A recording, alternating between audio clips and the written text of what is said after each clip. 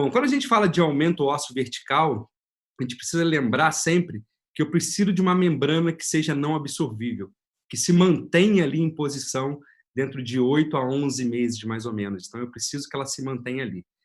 E quando a gente fala principalmente de região posterior da mandíbula, se eu quero fazer um aumento vertical na região posterior de mandíbula, é um grande desafio, porque eu tenho ali nessa região uns acidentes anatômicos que são importantes para a gente. Então, eu preciso preservar esses acidentes anatômicos e quando eu penso que esse dente vai ser perdido e eu preciso reabilitar com implantes e com uma prótese depois implante suportada, aqui do lado de cá a gente observa que esse músculo, que é o milioide, que está ali agora inserido muito no rebordo, ele não tinha essa inserção. Então, isso acaba sendo um grande desafio também para a gente conseguir liberar esse retalho e não ter a exposição da membrana. Então, ali no meio, a gente tem um artigo do professor Ishiban Urban dizendo desses desafios anatômicos que a gente tem nessa região posterior da mandíbula, né? Então, graças a Deus, a gente tem essa membrana cistoplástica, uma membrana sensacional, mas que a gente precisa lembrar que ela não pode ficar exposta ao meio bucal. Ela tem várias formas e tamanhos e ela possui ótimos resultados quando é utilizada conforme suas indicações. Então, por isso a gente tem essa série de tamanhos. A gente tem do tamanho desde o mais estreito, para uma região mais anterior, até um tamanho mais largo, que é para uma região posterior, uma anterior, com vários dentes. Quando essas membranas são utilizadas corretamente, a gente precisa lembrar desse outro artigo do professor Carlo Tinti, de 98, que fala o seguinte, que o sucesso dessa regeneração óssea guiada depende da obediência estrita da técnica. Então, a gente precisa falar hoje aqui sobre incisão, sobre liberação do retalho, a escolha dessa membrana, a escolha do biomaterial e a estabilização dessa membrana e depois a sutura. Isso tudo faz parte do diagnóstico, do pré-operatório, do pós-operatório, que depende muito do paciente também. E às vezes me perguntam assim, Ulisses, o que você acha que é mais importante para o sucesso dessa regeneração óssea guiada? O que a gente tem de mais importante, na minha opinião, é a liberação do retalho, principalmente, e a técnica de sutura. Então, a gente vai falar de cada um desses pontos dentro desses 20 minutos aí que eu tenho para falar com vocês. Então, aí é um caso clínico, onde a gente vai descrever toda a técnica a partir desse caso clínico. Então, notem que eu tenho ali uma perda óssea muito grande, né? Então, pela posição desse premolar e pela margem desse premolar, a gente observa que é uma perda óssea severa. E quando a gente analisa a tomografia, a gente vê que nem implante curto eu conseguiria colocar. Mesmo no implante curto, ia ser difícil reabilitar essa região, porque eu tenho 5 milímetros de altura. E aí, falando da técnica em si, quando a gente pensa na incisão, é muito importante a gente avaliar quanto eu tenho de mucosa queratinizada. Então, notem aí que a espessura de mucosa queratinizada que eu tenho é muito fino. Então, eu preciso, com essa incisão, dividir essa mucosa queratinizada e deixar uma parte de mucosa queratinizada para um lado, uma parte de mucosa queratinizada para o outro. Assim foi feito, uma incisão crestal, com essa divisão da mucosa queratinizada e uma incisão que foi realizada também aqui nessa região anterior, uma incisão relaxante, 2 dentes, eu faço de 2 a 3 dentes próximo a esse defeito ósseo. E aí depois a gente entra na liberação desse retalho. Existem vários artigos também falando sobre a liberação do retalho. Os 2 principais são do professor Marco Honda, onde ele fala da liberação do retalho lingual e do retalho vestibular. Então, no retalho lingual, ele fala sobre o movimento de escovação, aonde você, com o instrumento rombo, e hoje tem vários instrumentos, até especificamente para essa técnica, você vai escovando a região e vai liberando esse retalho. E a mesma coisa eu posso fazer também com aquela porção não cortante do bisturi. Então, eu vou ali escovando a região e preservando aqueles acidentes anatômicos que a gente já conversou lá no início da aula. E eu preciso fazer isso também na região vestibular. Então, na região vestibular, eu posso fazer incisões pequenas ou eu posso usar também aquele movimento de escovação com o instrumento rombo, assim como foi feito pela lingual. Então, a gente nota que na vestibular, a gente acaba que dissecando toda aquela região. Então, notem ali aquele forame mentual com o nervo saindo, totalmente dissecado, e esse retalho bem liberado. Qual é a primeira dica que eu dou para vocês na liberação do retalho? Eu preciso liberar esse retalho até o ponto que esse dente que vocês estão vendo aqui, ó, que é o premolar, Esse dente está aparecendo nessa outra imagem, mas agora nessa última imagem, ó, o dente não aparece mais. Ele está escondido por essas duas bordas, por essas duas porções do retalho. Então, isso quer dizer que o retalho está bem liberado. É uma liberação em torno aí de 15 a 20 milímetros. Então, eu preciso passar da oclusal desse dente que está próximo ao meu defeito ou da incisal, se for uma região mais anterior. Então, medindo ali com a sonda, quanto que eu tenho dessa liberação, e depois disso, ó, a liberação escondendo o dente que está ali próximo. Feita a liberação do retalho, eu preciso fazer agora a decorticalização. Essa decorticalização visa, pela nutrição do sangue, ter liberação de fatores de crescimento, e a ação da vascularização vai melhorar também a neoformação óssea. Existem vários artigos também demonstrando isso, para a gente não tem tempo aqui para falar de todos eles. A gente pode fazer essa decorticalização com essa frese helicoidal de 1.2, que vem no kit ORT da Implacil, que a gente vai falar um pouco mais à frente. Então, ó, assim é feita a liberação, essa decorticalização, né? E a gente faz essa liberação dos fatores de crescimento. Esse é o artigo mais importante que fala sobre isso, dizendo que afeta favoravelmente a quantidade de neoformação óssea e aumenta essa angiogênese, né, que é a formação de novos vasos. Então, nota aí uma decorticalização. E agora a gente começa a medir o quanto que eu tenho desse defeito e o quanto eu quero ganhar de osso. Agora a gente tem que pensar na fixação dessa membrana. E qual é a dica para vocês? É utilizar parafusos autoperfurantes de 3, 4 e 5 milímetros. Então, são os parafusos do kit ORT da linha Implacil. Esse kit ORT, ele vem com essa chave manual, vem com essa fresa helicoidal 1.2, com a fresa helicoidal 1.5, com a chave curta e a chave longa. O grande diferencial desse kit é que eu posso usar tanto manualmente essa chave, quanto eu posso utilizar no contraângulo. E isso me dá uma flexibilidade muito grande das áreas onde eu chego com esse parafuso e com essa chave. Essa é a embalagem, né, que vem um parafuso, eu consigo facilmente capturar. E esses parafusos do kit podem ser para fixação de membranas, pode ser de cabeça expandida para tenda, ou pode ser parafusos auto-rosqueantes para prender, para fixar os blocos. Depois que eu coloco esse parafuso, eu começo a ver que ele tem aquela parte lisa ali, que me dá mais ou menos ali uma altura de 6 milímetros. Então, essa já é uma outra dica que eu dou para vocês, que é a limitação que eu tenho para ganho vertical. Eu consigo ganhar 12 milímetros, eu posso até conseguir, mas não é tão previsível quanto ganhar 6.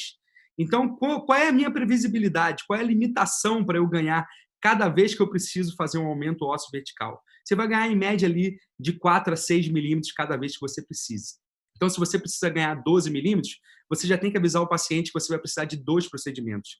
Dificilmente você vai conseguir fazer 12 milímetros de uma vez num procedimento só. Então, ali o parafuso instalado, medindo ali com a sonda qual é o tamanho que eu preciso dessa membrana. E agora partimos para a fixação dessa membrana.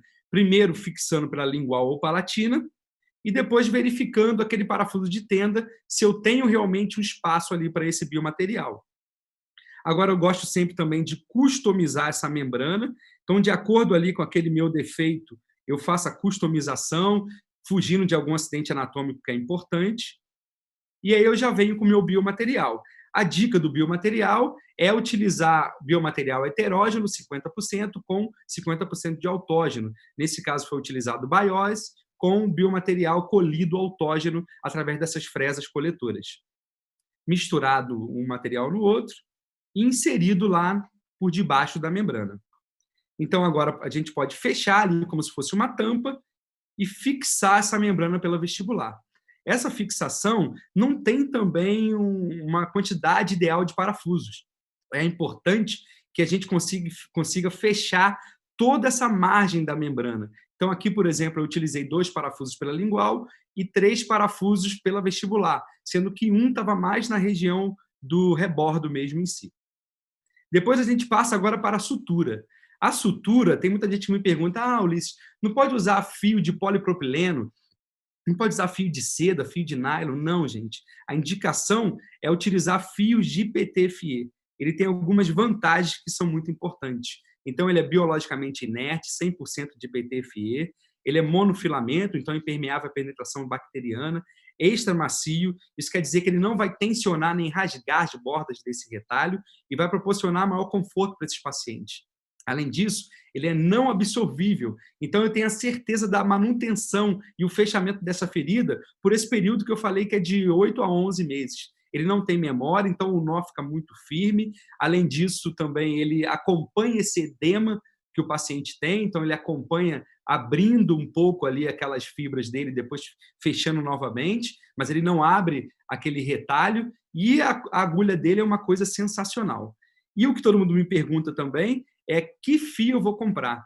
A dica também que eu dou para vocês é comprar essa caixa de fio, que é o CS 051819, que é um fio que vai ajudar vocês a fazer a maioria dos casos.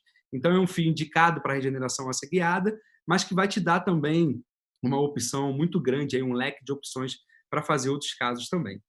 Qual é a técnica de sutura que eu vou fazer? Eu vou ter que fazer agora uma sutura que é a simples superiormente e começar pelo cochoeiro horizontal, fechando essas duas abas desse retalho. Então, ali eu preciso ter conjuntivo encostado em conjuntivo, uma coisa fechada na outra. Assim, eu tenho a certeza que não vai abrir. Vamos ver ali um vídeo rapidamente sobre esse cochoeiro horizontal, ó, como é que funciona.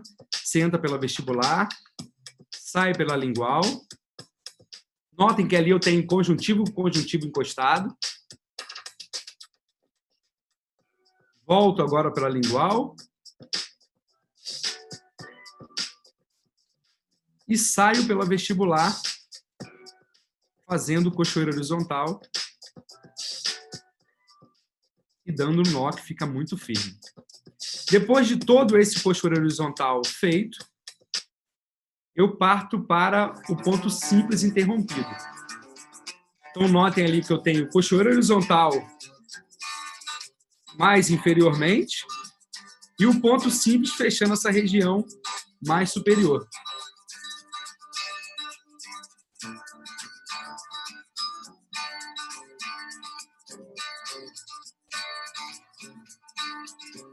Então, é um ponto que ninguém tem dúvida, né? Um ponto que a gente já faz corriqueiramente.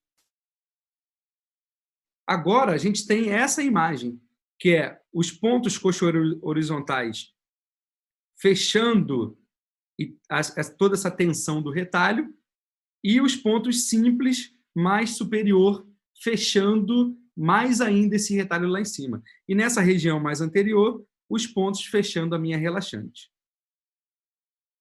Agora, depois de 8 meses, quando esse paciente volta, tem uma coisa muito interessante que eu comecei a observar. Parece que a gente tem um ganho dessa mucosa queratinizada. Parece que fisiologicamente esse tecido acaba compensando aquela perda que aconteceu e ganhando essa mucosa queratinizada novamente. Notem ali, ó, a posição que estava aquele premolar, o tanto de ganho que eu tive em altura e o que a gente tinha anteriormente. Então, foi um ganho bastante considerável. Quando a gente faz uma análise da tomografia, a gente observa que a gente saiu de 5 milímetros e agora nós temos 12 milímetros.